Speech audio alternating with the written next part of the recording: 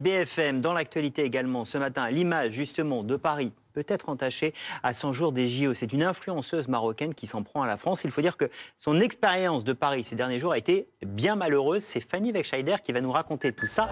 Bonjour Fanny, que s'est-il exactement passé pour cette jeune femme? Eh bien, tout s'est passé mercredi. Vous allez le voir dans le cœur de la capitale. On est dans le 7e arrondissement de Paris, rue Marinorini, à 2 pas de la Tour Eiffel. C'est là que tout s'est déroulé. La victime présumée, on vous la présente, en effet, c'est une jeune influenceuse d'origine marocaine. Elle a 22 ans, Fatima Saïdi.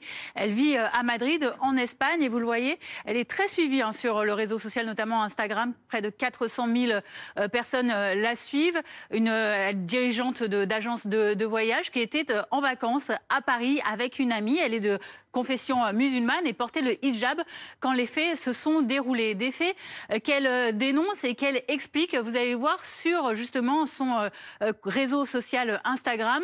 Elle déclare: je n'ai jamais voulu déclencher une guerre, mais tu as craché sur mon hijab. C'est donc ça les faits qu'elle dénonce. Nous étions en train de discuter avec mon ami quand un jogger est passé à côté de nous. Il m'a craché dessus. J'ai senti son crachat sur mon voile. Elle complète ses déclarations, ses dénonciations. Il a continué à courir en faisant des commentaires en français que je n'ai pas compris et en nous faisant un doigt d'honneur.